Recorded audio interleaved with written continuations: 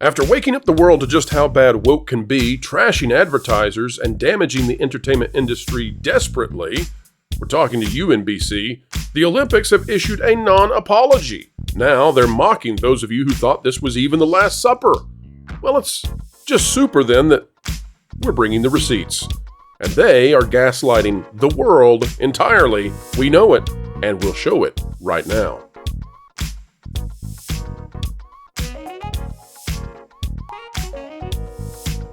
Hello, ladies and gentlemen, boys and girls of every age, of every background. Welcome to the place of sanity at the Pro Channel, and we have some sane individuals to help us wade through, well, the horrible anti-triumph that is the Olympics over in France, over in Paris, and the just horrible things that we have seen in their opening ceremony. But it's actually worse because the gaslighting now is in overdrive.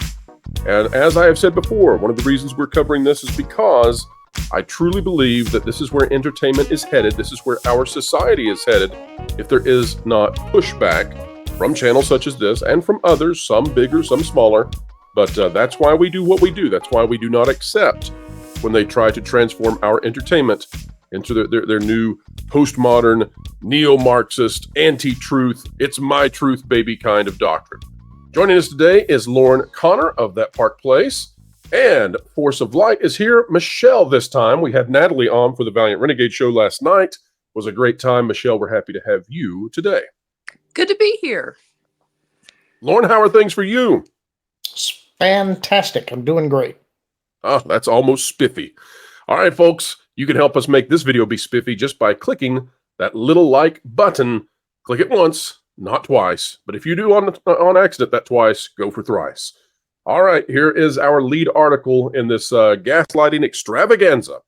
Paris Olympics organizers say they meant no disrespect with Last Supper tableau. That's a lie, and we'll show you why in just a moment. This is by Jerome Pugmire. It says Paris Olympics organizers apologized to anyone who was offended by a tableau that evoked Leonardo da Vinci's The Last Supper during the glamorous opening ceremony. Except that they didn't. You see, folks, this is a non-apology. What would be the right thing to do in this situation is say, you know what? We came out and greatly offended, about 2 billion people who want to watch our games and want to fund our advertisers. And we like our advertisers, by the way. So we're really sorry about that. What they actually issued was a non-apology. So I want to show you this. The ceremony's artistic director, Thomas Jolly, had distanced his scene from any Last Supper parallels after the ceremony, saying it was meant to celebrate diversity and pay tribute to feasting and French gastronomy. Oh!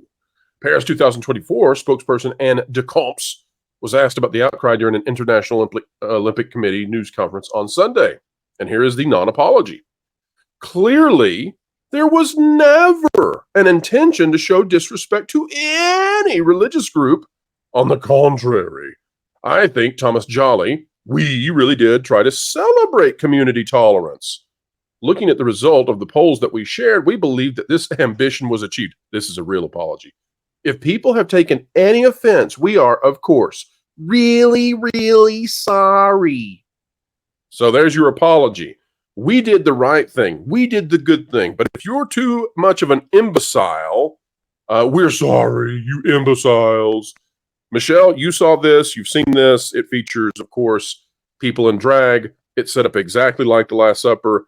One man, his costume was so terrible that he had a wardrobe malfunction that I'm not sure was a malfunction. Down below. Michelle, what do you make of this non-apology they've issued now? Well, they're not sorry. So, I mean, why do a fake apology, I suppose? At least it's, they rub it in your face. They did do a fake apology, but like we're not buying it. I mean, at the end of the day, we watched it, and it's interesting that they want to say, "Oh, we're just trying to be inclusive and tolerant," while at the same time mocking, as you said, over like 2 billion people's faith. It just really, and then I'll tell you else who should be offended by this, besides Christians, the country of Italy. I mean, I've been to Milan. I've seen the Last Supper. It is, I mean, it's such a great part of their history. It's such an amazing tourist place to go see. It really is one of the most breathtaking, incredible things when you see it in person. And for Paris to mock that, if I was an Italian today, I'd be pretty upset as well, along as being a Christian. Well, the whole idea of the Last Supper, the idea is that Christ tells his disciples essentially that he's going to give himself up to redeem the world. He's not going to be a conqueror in the way they might have imagined, but instead he's going to pass away for them. And of course, then the Christian belief is in the resurrection afterwards. But so you've got this self-sacrificing statement made in love, and then the ritualization of that concept put into the Last Supper, which then becomes the Eucharist. So you've got all of this. And what they did instead was they put out, for example, one man has his anatomy that should not be seen. And this was put out to the world for little kids. This was taking something that is deeply held as an act of utter love for a huge part of the world, and they turned it into a depraved orgy kind of thing. Lauren, what do you make of this? Like, people have asked me repeatedly, why did they do this? And my response has been, well, they're economic anarchists. Like they want to destroy everything. They don't find beauty in things. What do you think, Lauren, went into the decision here? I think there's more to it than that. We're in a time now, in my opinion, where offense is the currency, where causing offense is sort of a sport amongst the elite class. And they want to use what they interpret as the virtues of the group that they're attacking against them to say, you can't say anything about this. And I think that's where a misunderstanding comes in that tolerance is not a Christian virtue. That's not what Christianity is about, but they're wanting to use that as a shield to say, well, if you're offended, then you're not really getting what Christianity is about. To the Christians. Yeah. They're definitely not Christians, but they're going to tell Christians how to be Christians. Right. And so what you have right now is there's a cultural value that is attached to shock and in poking who is perceived as your enemy. And it's become kind of sickening. It's an excess of itself. And that's why you see in that scene, they were depicting Dionysus, Bacchus. These are all the gods of excess. And that is a reflection of society today. But it's not going to bring people together, which is part of what the Olympic Games are supposed to be about. But I think that likely this is going to be a turning point of the games, at least in the short term. And I'm curious to see what the backlash to it's going to be. And just like I predicted, Lauren, advertisers have begun to pull out of the Olympics. Let's take a look at this, though, because we're bringing the receipts today, and I think it's good to bring the receipts. This is from Real T. Stevenson over at X. I recommend people go give a follow. It says, woman in center of Last Supper posted that she depicted Olympic Jesus despite Olympic statement. And it's a full-on thread of receipts. I want to show everybody out there how much they lie. They just lie. They will lie to your face. They will gaslight you because it is not about truth. It's not about morality. It's about power. That's what this is about. And by the way, I'm just going to say, if there are any confusions about gender or anything like that, it's not intentional. I'm just reading this thread, and I don't have time to worry about that sort of thing right now. Thomas Stevens says, after heavy backlash against the Olympics for what many have said is a parody of the Last Supper, the Olympics disagreed, saying this is the official statement out of the Olympics. The interpretation of the Greek god Dionysius, I was saying Dionysius. How do you say it, Lauren? I said Dionysus, but Dionysus. Potato. Yeah. Makes us aware of the absurdity of violence between human beings. So the official Olympics account mocked people who thought this looked like the Last Supper. That was their original way of handling this. When they thought the backlash was going to be smaller, they decided to ridicule anyone who would dare think this looked like the Last Supper, even though it does. It looks like they're serving up the god of excess at the Last Supper. That's what the intended original symbolism was. However, the woman in the center of the crowd around the table, who, by the way, has a halo, they think we're idiots. They think we're idiots. Said differently on social media, sharing posts that have defended the Last Supper depiction, as well as posts saying that she was the Olympic Jesus. This was found from stories on her Instagram handle, and we'll leave that alone. In a post she shared on her story, written in French, the text reads, per Google Translate, sorry, but she's Olympic Jesus. And you can see the original post here. This person shared a post of her getting pointed out in a line of people with a headline from NBC News saying that it resembled the Last Supper. Thomas Jolly is the artist behind the opening of the Olympic ceremony. And this individual who wore the halo also shared posts defending it as the depiction of the Last Supper as seen here. So in other words, this is a full gaslighting attempt. They will just lie, lie, lie. And they don't care how obvious it is, but it's not working. And Michelle, why do you think it's not working this time? It works so often for them. Oh, wait, it doesn't. Why is it working, or why is it not working so spectacularly this time, though? Well, I mean, and trying to gaslight us on this, which, I mean, they do this in other ways, but they are, let's use Orwell here. They are trying to get us to reject the evidence of our eyes. We all witnessed this. We all saw it. It is clear as day as to what they were mimicking, what they were mocking, if we will, because that's the truth. So people just see it. And I think people are getting tired. I mean, we are really living in a time where you need discernment for what is going on, because I think you've hit the nail on the head with the word gaslighting. Gaslighting is just becoming so prevalent right now through the mainstream media. But it's good that people are finally beginning to call it out. And I think, you know, with the use of things like X, where there really is free speech, people just need to keep calling this out and let them know we see it. We do not accept this fake apology. We saw what you did, and don't let them get away with it anymore. Michelle, you bring up a great point on X. I'm here to tell you, the longer this goes on, the more I am astounded that Elon Musk may have saved us all. Because you would listen, the only place that you can find out real news right now is X, in my estimation. Now, I'm not gonna slam on any other platforms that are working on it, but X is the big one. X is the only big one where you can actually find out what's going on. And X is the reason that we know, for example, that, you know, they are attempting to memory hole what happened 2 weeks ago in politics. Mm-hmm. And they're trying to do the exact same thing with the Olympics. That is, they very quickly, when they realized that this backlash was bigger than they'd expected, what they did instead was, you know, they issued a non-apology, and then they attempted to make sure you never saw it again by copyright striking it everywhere. Well, X didn't necessarily allow that once they figured out what was going on. And so that's what's protected us all from just nonstop propaganda and mistruths from reigning supreme.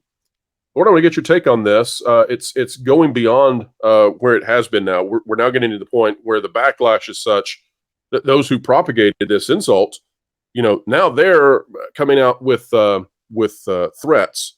And I would suggest that the reason they went after the religion they did is because they did not believe there would be a threat against them, and they avoided any other religion that would cause them threat. And so I think that's all part of this. But now they're the ones who are responding harshly. This is out of Fox News. It's by Ryan Gatos, and it says, Paris Olympics drag queen torchbearer rips criticism of open ceremony. We ain't going nowhere. And so the article goes on to talk about this individual claiming that if you are offended by this, get over it. They're sticking around. They're not going to change, and they're going to amp this up. Lauren, what do you make of just the fact that they're really digging in their heels? And I mean that in a humorous way, by the way, folks. What do you think of the fact they're digging in their heels, Lauren, and they're not going to bow down? And I'll say this too, as I ask you the question.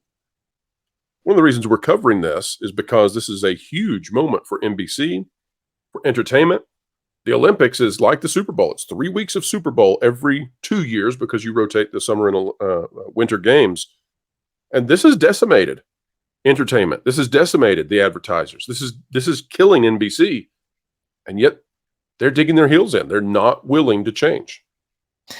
Yeah. I think there's kind of a legal concept of baiting a fight, you know, where you may have a legal defense if somebody is provoking you to such a degree that you take a punch. If you can prove that it's been provoked, then that may provide a legal defense depending on where you are. Obviously, I'm not a lawyer, but I feel like that's where society has gone as a whole, where it almost feels like no matter which side of an argument you're on, the currency of the day is offense and poking the other side. It's almost like everybody is itching for a fight. And that's where this kind of language comes from when you say, we're not going anywhere. I don't think any of us are saying, we expect you to vanish, to go away, to be dispelled by society.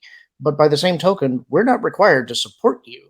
And not supporting you is not violence. That's not saying that we want to exterminate you or that you shouldn't exist. It's that we're not required to take whatever you're trying to shove down our throat and have us say, oh, yes, this is a virtuous, brave thing.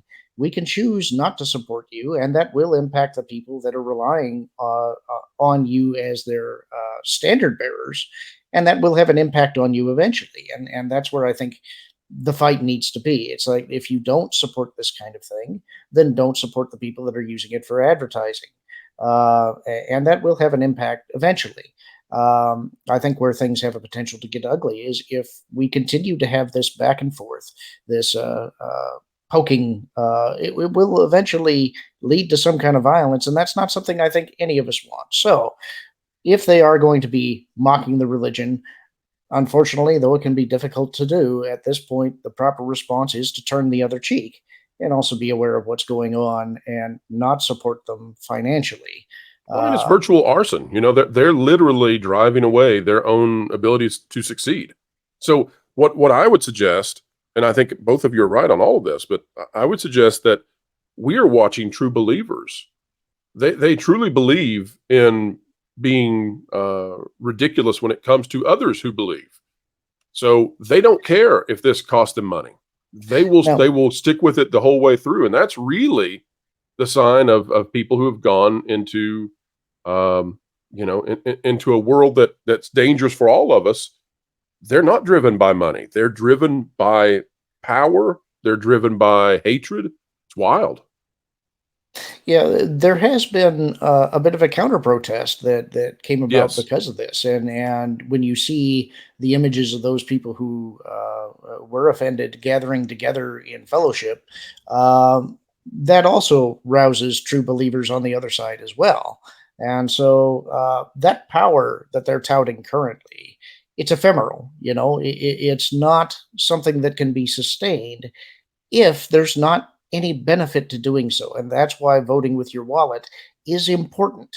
They only have a platform as long as it's valuable to those people who want to use them. If it's not working for them, if it's driving away what makes their power base possible, then they'll be forced to abandon it as long as people speak with a consistent voice. Michelle, I'll give you the last word today. Do you think that we have reached the point now where the pendulum will shift, where the corporate elitists, the globalists, have had enough of this, or do you think this is going to continue? Because honestly, I don't know. I mean, I don't know what the next level can be in terms of attempting to offend. So where do you think we're going? Well, as far as, we talk on this channel kind of about the true believers of woke ideology, of kind of Marxism. They're just going to go down with the ship. They truly, I think it's evident, they are true believers, and all they know how to do is deconstruct and pretty much go to their own demise. They're kind of grotesque, Michelle. I mean, they actually, I think they're getting to the point now where average people have a visceral disdain for them because they themselves project out sort of a grotesque manifestation into the world.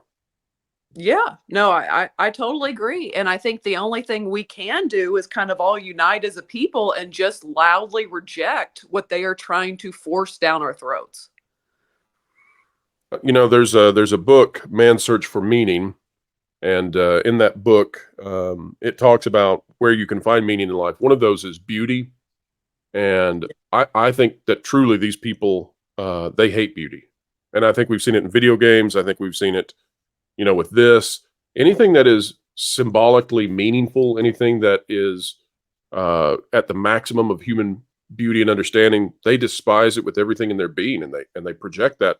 And what a horrible thing, because the Olympics in their best form are truly beautiful, because it's the coming together of so many nations to compete with one another in sports that are beautiful, and the human body, of course, when pushed to its limits, truly beautiful. And these people want to push the human body to other limits. It was not lost on me how far away they were from the ideals, and I'll leave it there. All right, folks, one of the ideals that we would love is if you could send this video to the moon. Click the like button, share, subscribe, click it, stick it to the algorithms. It is the notification bell. Drop a comment down below. Let us know your thoughts. And when you're leaving your thoughts, folks, be articulate, be truthful, but be as kind as you can be. Humanity needs it. Also, make sure that you subscribe to Lorne Cotter over on his YouTube channel. His link is in the video description down below. Lorne, what are we reading right now? Currently going through Darth Plagueis and making a pretty good clip. I think we just finished chapter 8, I want to say. Is that the chapter where he lurks in Sith bedrooms on rocky planets? Not quite there yet. Nope. No, that's the Acolyte. Never mind. That's not real Star Wars. I do enjoy watching your videos, Lorne, because you do take us back to real Star Wars. And folks, you should go check it out. Another channel that was all about Star Wars and has branched out to so many other things as Star Wars has tanked. Michelle, how is Force of Light, and why should folks make sure to subscribe to your content? Oh yeah, we're doing good. We're on our push for 40K. We're really close to that. Cow. Yes. 40K. Trying to follow you, Pro. But yes, we're getting close to that. But you were just at 30K the other day. That's why I had that reaction. I remember it wasn't long ago you were celebrating 30. It's true. It's true. But this week, let's see. Last week we did our review of Deadpool and Wolverine, and then this week we're going to have our first time watching reaction of Crocodile Dundee, and then later this week we'll be doing a review of M. Night Shyamalan's new movie Trap. It's not a knife. Well, I hope you have fun walkabouts with all of those.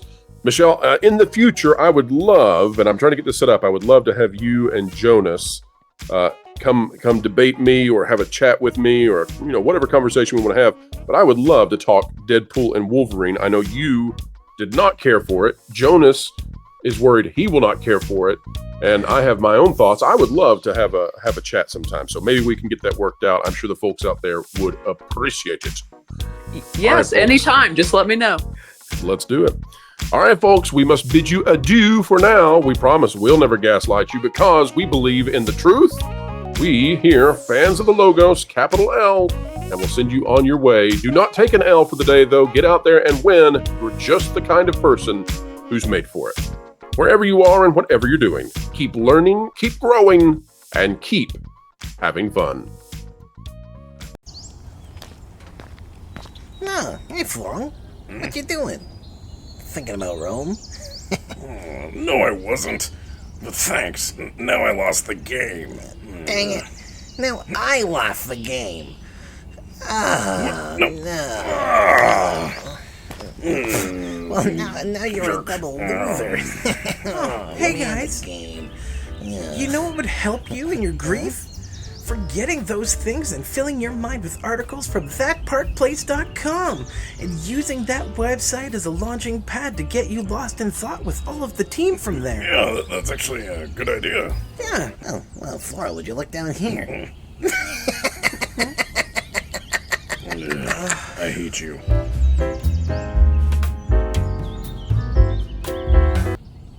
Now,